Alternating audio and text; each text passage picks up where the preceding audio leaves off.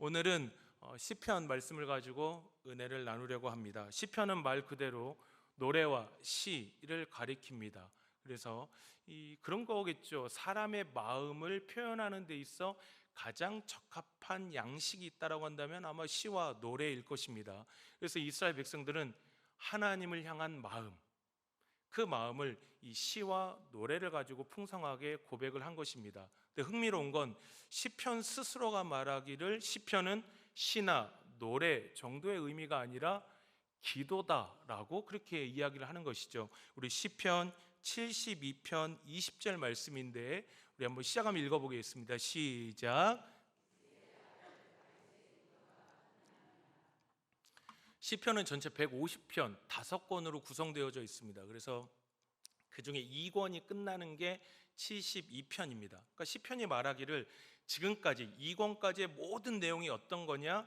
다윗의 기도다라고 그렇게 이야기를 하는 것이죠. 이 점을 생각하고 시편을 다시 보면 시편 안에 아름다운 기도문이 많이 들어있구나라는 것을 알 수가 있습니다. 예를 들면 시편 23편을 보면 여호와가 나의 목자 되어주시기를 원합니다. 이러면 이제 기도문이 되는 것이죠. 그리고 주께서 우리 가정을 쉴만한 물가로 푸른 초장으로 인도하소서, 이런 식으로 뒤에 종결어를 원합니다 또는 하소서라고 바꾸면 그 모든 게 아름다운 기도문이 되는 것입니다. 그래서 시편이 결국엔 뭐냐? 이스라엘 백성들은 시와 노래를 통해서 하나님을 향한 그 마음을 표현하는 거예요. 하나님, 내 마음이 이래요. 우리 하나님을 향한 내 마음이 이래요. 이걸 시와 노래로 표현하면서 거기서 그치는 것이 아니라 하나님이 행하실 일들을 기대하는 것입니다. 우리 하나님이 이런 일을 행하실 것이다. 내가 지금 이렇게 고백하는 우리 하나님이 이런 일을 행하실 것이다. 그 행하실 일들에 대한 소망을 기도로 표현한 것, 그게 시편이다라는 것입니다. 특별히 우리가 오늘 살펴볼 시편 121편은 하나님께 예배하러 가는 그 예배자들이 어떤 마음을 가지고 가야 되는가, 그리고 어떤 소망을 가지고 하나님께 예배로 나아가야 하는가에 대해서 고백을 하고 있습니다. 그래서 오늘 이 말씀을 살펴보려고 하는데요, 120편 한번 보시겠습니까? 오늘 본문의 바로 옆에 있는 120편 위에 보면 표제가 있습니다. 뭐라고 달려져 있죠? 성전에 올라가는 노래, 이렇게 돼 있죠. 그리고 오늘 본문 121편 위에도 뭐라고 달려있나요? 성전에 올라가는 노래, 이렇게 표제가 달려져 있습니다. 표제는 제목입니다. 그래서 120편부터 해서 134편까지 약 15편의 시편 위에 똑같은 표제가 붙여져 있습니다. 성전에 올라가는 노래. 그래서 이 15편을 가리켜 성전의 노래, 순례의 노래 혹은 예배자들의 노래라고 그렇게 부릅니다. 그러니까 이스라엘 백성들은 예배하러 가면서 그냥 간 게 아니라 이 15편에 이르는 성전에 올라가는 노래를 부르면서, 그 노래를 부르면서 예배로 나아갔다라는 것이죠.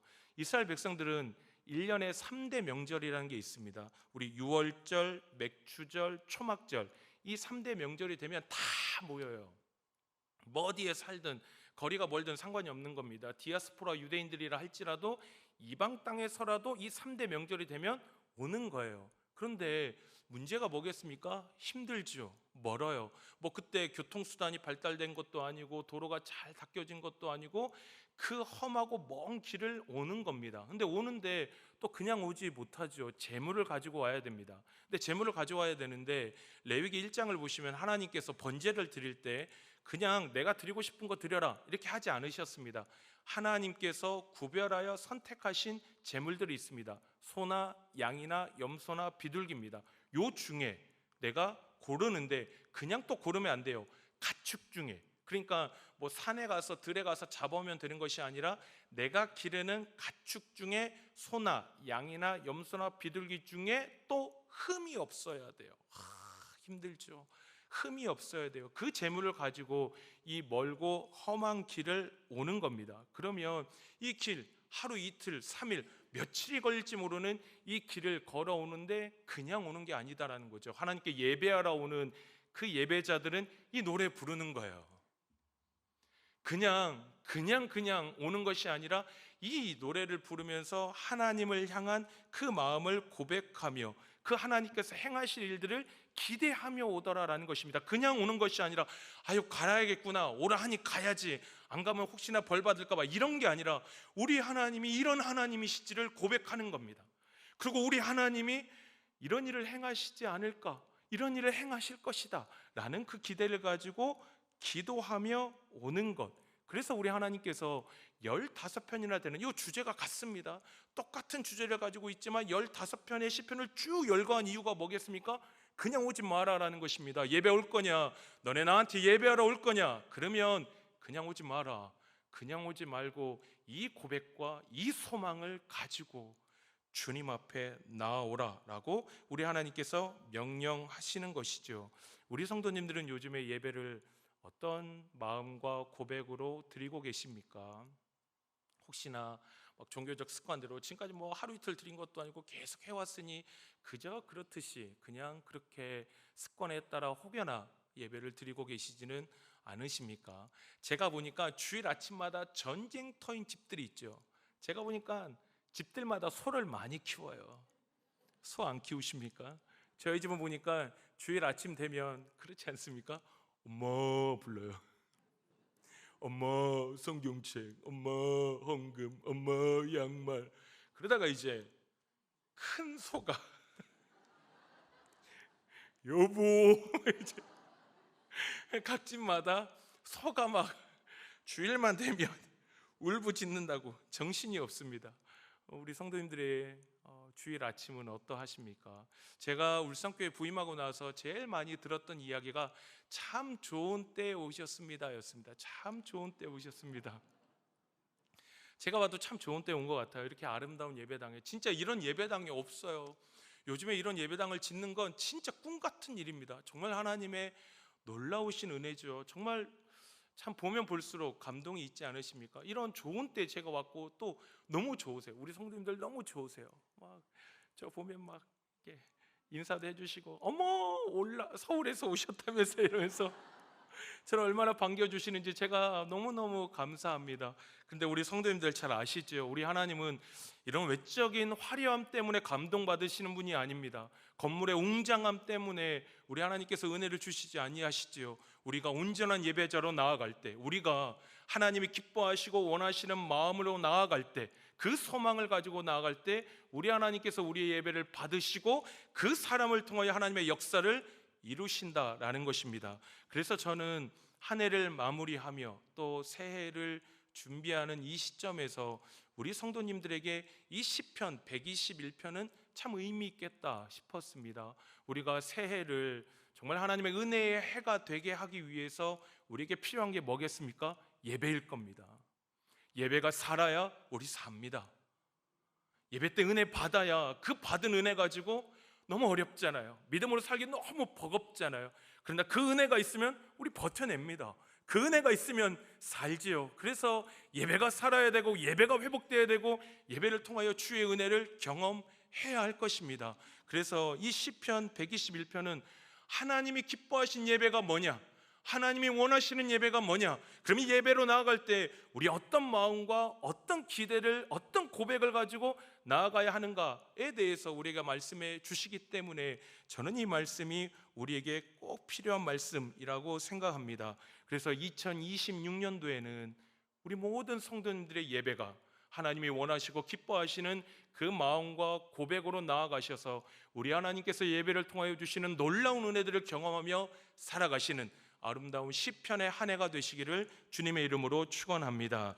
우리 1절부터 보시면 1절에 시편 기자가 이렇게 고백을 하고 있습니다. 내가 산을 향하여 눈을 들리라. 나의 도움이 어디서 올까?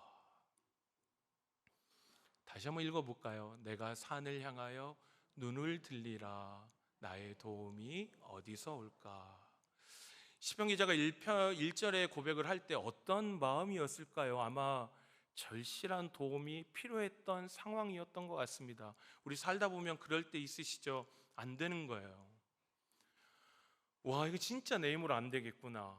내가 가지고 있는 능력, 지혜 이거 갖고 안 되겠구나. 내가 도저히 감당할 수 없겠구나가 절감되어질 때 이런 고백을 하지 않나 싶습니다. 사람은 딱 어려운 일이 생기잖아요. 나를 먼저 봐요. 내가 가지고 있는 거, 이거 악한 본성인 것 같습니다. 내가 가지고 있는 걸 하다가 절감하게 되죠. 안 되는구나, 안 되는구나. 그때서야 사람은 시선을 나에게서 이제 하늘을 보기 시작합니다. 하늘을 보죠. 내가 안 되는 걸 알게 되니 하늘을 보는 겁니다. 근데 흥미로운 건 시편 기자가 그냥 하늘을 보았다 이렇게 표현하지 않고 뭐라고 표현하냐면 산을 향하여라고 그렇게 표현을 하고 있습니다. 왜 시편 기자는 이런 표현을 하는 것일까? 산을 왜 보는 것일까 싶은 것이죠.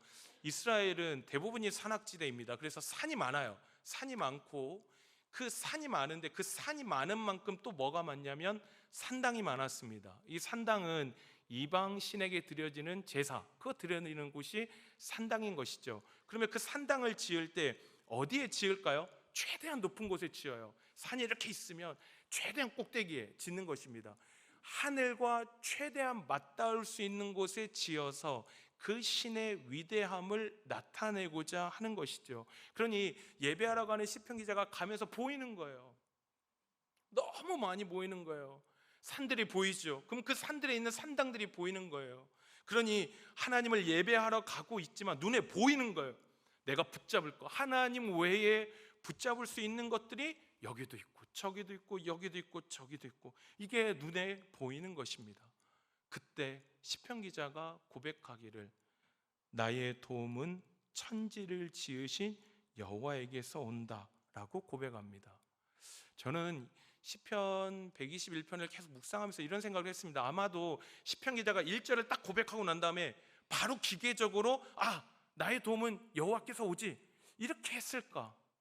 저는 그렇지 않았을 것 같아요. 저는 1절과 2절 사이에 어떤 시간적 간격 혹은 공백이 있지 않았을까 싶습니다. 그러니까 내가 산을 향하여 눈을 들리라. 내 도움이 어디서 올꼬? 어디서 오겠냐? 어디서 오겠냐? 근데 막 눈에 보여요. 저거 붙잡고 싶고 저거 붙잡고 싶고 여호와 말고 저거 붙잡으면 될 것 같고, 이런 고민들이 있었겠죠. 눈에 보이니까요. 고민들이 있지만 시간이 어느 정도 지나간 다음에 다시 한번 마음을 다잡고 다시 하나님을 보며 그렇게 고백했다라는 거죠. 나의 도움은 천지를 지으신 여호와에게서만 온다라는 것입니다. 우리 신앙생활 하다 보면 참 이런 고백이 동일하게 나오는 것 같습니다. 저도 아들과 딸이 있습니다. 어마무시하십니다. 지금 뭐 첫째 아들이 사춘기 오셨다고, 아버지 십자가 인내가 무엇인지를 사춘기 때 배우고 있습니다. 그 아이를 보다 보면 저도 그런 게 있어요. 목사지만 부끄럽게도요, 학원이 이 아이를 지켜줄 수 있겠다는 생각이 들 때가 있어요. 학원을 안 보내면 주일에 학원을 안 가고 예배 오면 아이가 진도가 느려지겠죠. 이거 부모로서 마음이 듭니다. 우리 가정이 살려면 돈이 필요하죠. 그래서 때로는 돈 벌기 위해서 예배를 놓치기도 하고요, 돈보다 하나님을 더 붙잡아야 되는데 돈이 더 커 보일 때가 있는 것 같습니다. 내가 가진 배경, 내가 가진 지혜, 내가 가진 위치, 그게 하나님보다 더 나를 지켜줄 것 같은 그런 상황에 놓여질 때가 있다라는 것이죠. 그게 우리 연약한 우리들의 고백인 것 같습니다. 그러나 우리 성도님들, 그럴 때마다 오늘 시편 기자의 2절의 고백을 꼭 기억하시면 좋겠습니다.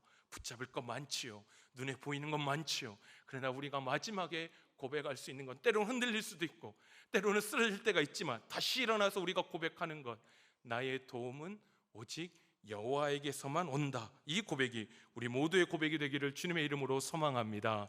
근데 우리 살다 보면 그런 유혹이 올 때가 있죠. 그럴 때마다 있잖아요. 우리 악한 본성 때문에 여호와가 여기 계시는데 이거 붙잡고 싶은 유혹이 들 때마다 2절의 이 고백을 꼭 기억하시면 좋겠습니다. 어떤 고백이냐면 천지를 지으신 여호와입니다.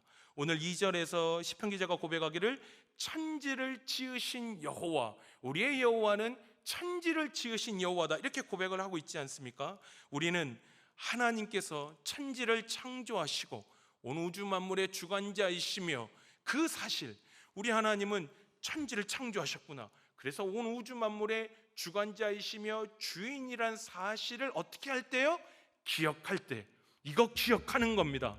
다른 거 기억하지 마시고 우리 여호와 하나님이 이런 분이지, 천지를 지으셨구나, 지으셨으니 이거의 주인이 누구냐, 우리 여호와 하나님이시구나 를 우리 기억할 때 우리는 다른 존재가 아니라 여호와께만 도움을 구하는 삶을 살아갈 수 있습니다. 왜 그럴까요? 왜 그럴까요? 우리 성도님들은 어떤 성경 구절을 좋아하십니까? 저도 그런 질문을 받아요. 어떤 성경 구절 좋아하세요? 그러면 제가 자주 말하는 구절이 창세기 1장 1절 말씀입니다. 저는 이 구절 우리 같이 한번 믿음으로 선포하듯이 한번 읽어보실까요? 시작. 태초에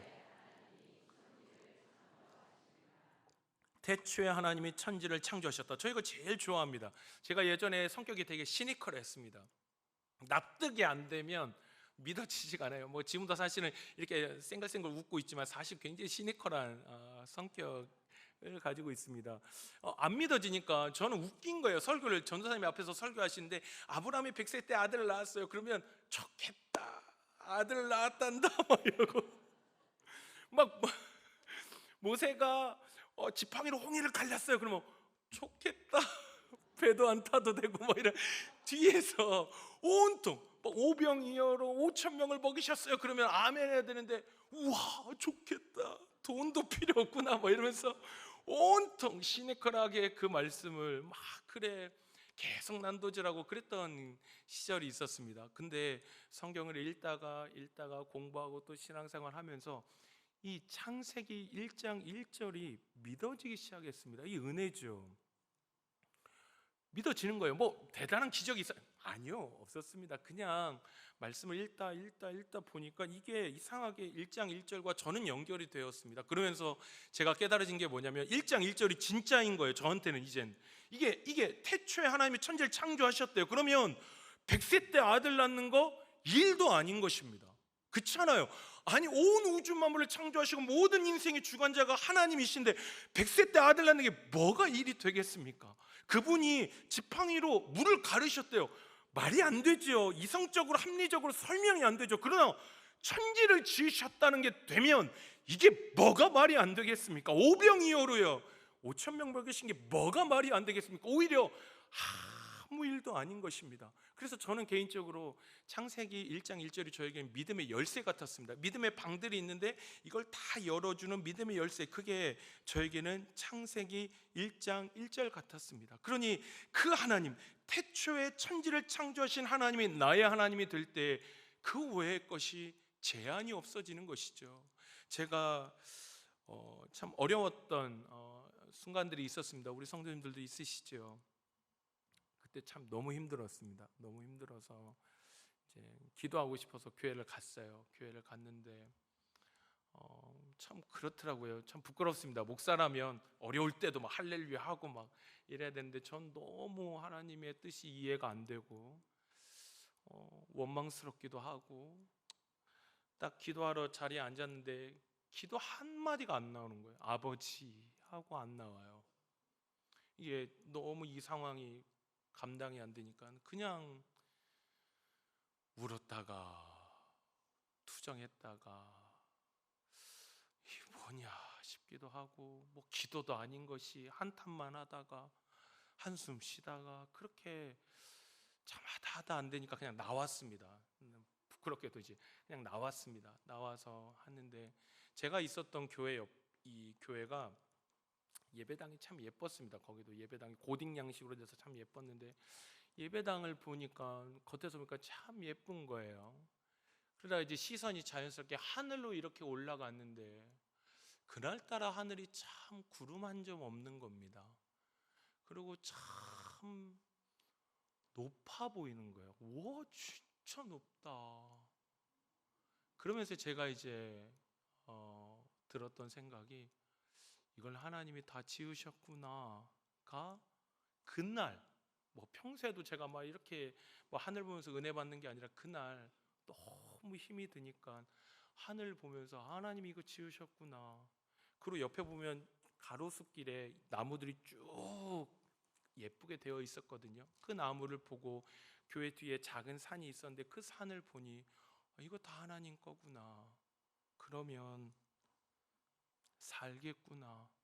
이 하나님이 내 하나님이면 이 온 우주 만물을 창조하신 분이 내 하나님이면 살 수 있겠구나라는 그 고백이 저의 입술에서 그렇게 나왔던 경험이 있습니다. 로마서 1장 20절을 보면 이렇게 말씀합니다. 창세로부터 그의 보이지 아니하는 것들 곧 그의 영원한 능력과 신성이 만물에 분명히 보여 알려졌나니 그러므로 그들이 핑계하지 못할지니라. 우리 하나님이 자연 속에 계시죠. 그 천지 만물을 창조하신 하나님, 그 하나님을 보면 우리는 그 하나님의 위대함을 보는 것입니다. 그래서 독일의 유명한 신학자이자 목사님인 본회퍼 목사님이 창세기 1장 1절에 대해서 이렇게 선언했습니다. 인간 이성에게 종말을 구하는 선언이다. 그러니까 이성 가지고 하나님을 평가하지 마라. 인간의 합리성 가지고 설명하러 들지 마라. 그 모든 종말을 선언하는 그 선언, 그게 바로 창세기 1장 1절이다라는 것입니다. 우리 성도님들, 기도가 왜 위대합니까? 기도가 왜 위대하죠? 기도가 위대한 이유는 기도하면 뭐가 바뀌어요? 주어가 바뀌어요. 기도가 왜 능력 있어요? 주어가 바뀌니까요. 나잖아요. 나로 시작하는 기도가 이제는 뭐로 바뀌어요? 나는 유한합니다. 나는 능력이 제한적입니다. 근데 그 주어가 나에서 누구로 바뀌죠? 우리 하나님으로 바뀌어요. 천지를 창조하신 하나님이 주어가 돼요. 그러면 뭐가 바뀌어요? 동사가 바뀝니다. 동사가 내가 주어일 때 내가 할 수 있는 것만 동사로 쓸 수 있어요. 그러나 우리 하나님이 주어가 되시면 동사의 제한이 없어지는 것입니다. 온 우주 만물을 창조하신 주님이 주어가 되시는데 어떤 동사가 감히 그 하나님을 제한할 수 있겠습니까? 그 하나님을 제한할 수 있는 동사는 존재하지 않습니다. 그래서 기도는 위대합니다. 우리는 그래서 하나님 앞에 우리의 구할 것을 아뢰며 그 하나님을 기억할 때 우리는 다른 것이 아닌 그 하나님께만 도움을 구하며 살아가는 믿음의 삶을 살 수 있다라는 것입니다. 골로새서 1장 16절에서 17절은 우리 하나님의 위대하심을 이렇게 고백합니다. 우리 함께 선포하듯이 함께 한번 고백하실까요? 시작. 만물이 그에게서 창조되되 하늘과 땅에서 보이는 것들과 보이지 않는 것들과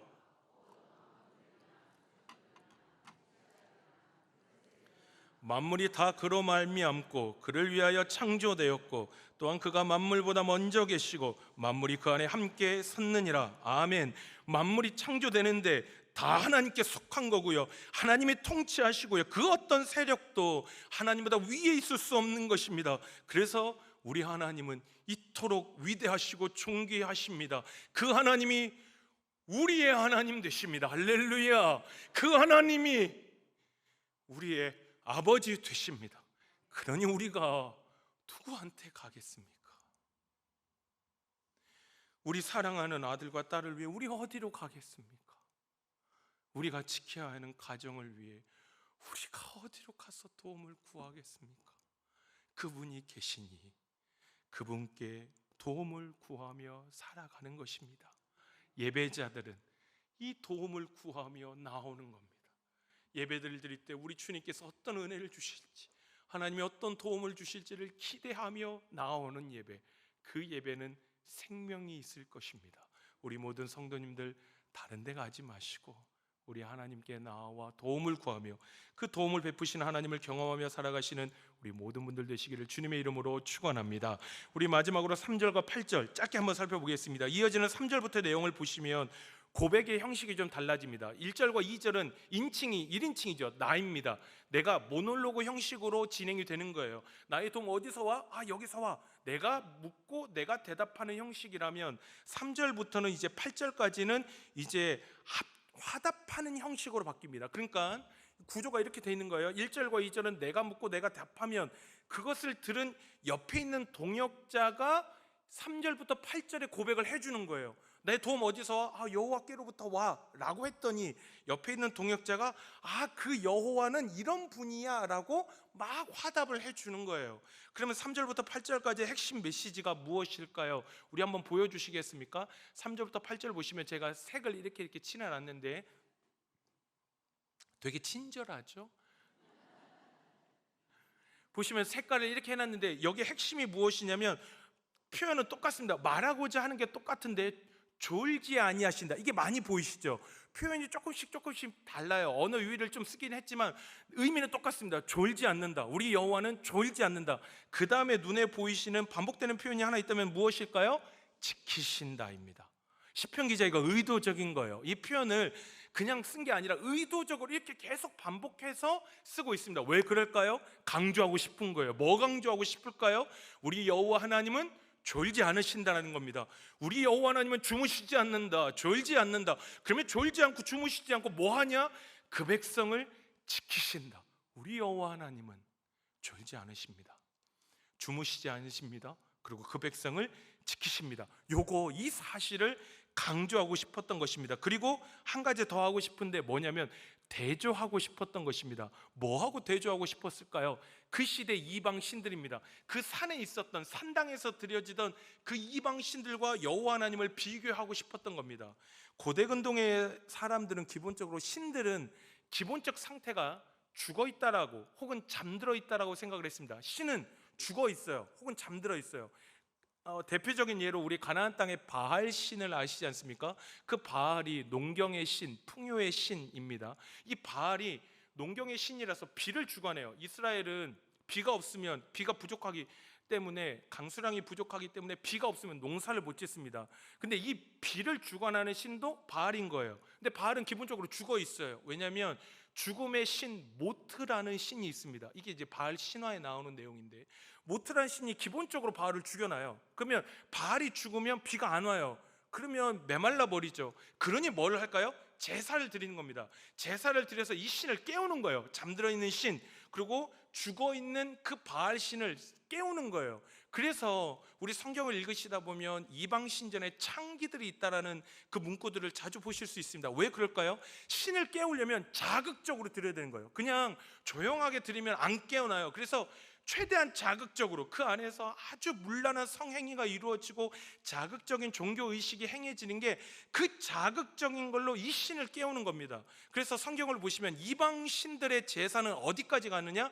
인신제사까지 갑니다. 그게 가장 드려질 수 있는 자극적인 제사이기 때문입니다. 지금 시편 기자는 이방 신들과 비교하고 싶은 거예요. 대조하고 싶은 거예요. 너희가 믿고 있는 하나님의 백성이 아닌 다른 백성이 믿고 있는 그 신들은 잠들어 있지, 죽어 있지. 그러나 우리 하나님은 깨어 있으시다라는 겁니다. 우리 하나님은 주무시지도 않고 졸지도 않으시고 깨어 있으시다. 그 우리 하나님은 절대로 졸지 않으신다. 때로는 우리 삶이 외로울 때가 있죠. 그러나 아니다라는 것입니다. 우리 하나님은 주무시지 않습니다. 이사야 43장 1절과 2절 말씀은 우리에게 이렇게 말씀하십니다. 야곱아 너를 창조하신 여호와께서 지금 말씀하시느니라. 이스라엘아 너를 지으신 이가 말씀하시느니라. 너는 두려워하지 말아라. 내가 너를 구속하였고 내가 너를 지명하여 불렀나니 너 내 거다. 너 내 거기 때문에 내가 물 가운데 지날 때도 내가 너와 함께 할 것이고 강을 건널 때에 물이 너를 침몰하지 못할 것이며 내가 불 가운데로 지날 때에도 타지 아니할 것이요 불꽃이 너를 사르지도 못하게 할 것이다.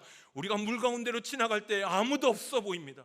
내가 불꽃 가운데 지나갈 때 나 혼자 가는 것 같습니다. 그렇게 외롭고 쓸쓸한 길을 걸어갈 때에도 우리 성도님들 꼭 기억하시면 좋겠습니다. 우리 하나님이 내 거라고 지명하셨어요. 넌 내 거라고 선택하셨어요. 근데 그 자녀가 물 가운데 지나가는데 불 가운데 지나가는데 어찌 가만히 계실 수 있겠습니까? 우리 하나님은 졸지도 않으시고 주무시지도 않는 분이기 때문에 그거 아시는 거예요. 그래서 우리를 지키십니다.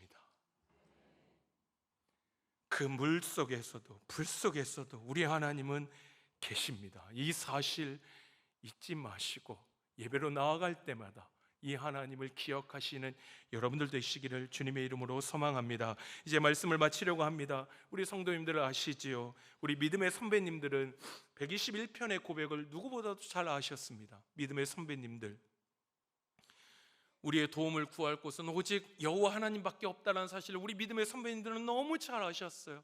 그래서 1970년대, 80년대 그 시대가 어떤 시대죠? 한국의 격동기입니다. 경제, 외교, 정치, 교육 뭐 하나 안정된 것이 없던 그 시대에 우리 믿음의 어머님들, 아버님들은 기도하러 갔습니다. 기도원의 자리에 남는 자리가 없었습니다. 수요예배 있다 하면, 금요철에 있다 하면, 새벽기도 있다 하면 오시죠. 저는 우리 담임 목사님 새벽기도 하신 거고, 사실은 제가 뭐 담임 목사님 계시다고 해서 말씀드린 게 아니라 진짜 감동받았습니다. 저런 분을 처음 배웠습니다. 성도님들을 위해서 저렇게 완전 불사르시는 분을 처음 배웠습니다. 근데 안 나오십니까? 지금 믿음의 선배님들은 그 격동기 시대에 우리 하나님밖에 없다는 사실을 알았기에 누구보다도 열심히 기도했고 간절히 기도했기에 그 가장 어두웠던 시대에 가장 찬란한 믿음의 역사를 쓰셨습니다. 그건 그 시대가 위대했기 때문이 아닙니다. 이 믿음의 사실을 알았기 때문에 오직 여호와께만 도움을 구할 수 있고 천지를 지으신 여호와 하나님이라면 우리의 도움을 채우실 거고 역사하실 것을 알았기 때문에 그 시대를 믿음의 시대로 써 나갈 수 있었다라는 것이지요. 우리 성도님들, 누구를 향하여 도움을 구하실 겁니까? 우리의 하나님, 천지를 지으시고 주무시지도 않고 자지도 않으시고 깨어 우리를 지키시는 하나님, 그 하나님을 기대하며 매주 예배 나오셔서 예배를 통해 하나님이 베풀어 주시는 은혜를 충만히 누리며 살아가시는 우리 모든 성도님들의 아름다운 믿음의 삶이 되시기를 주님의 이름으로 소망합니다.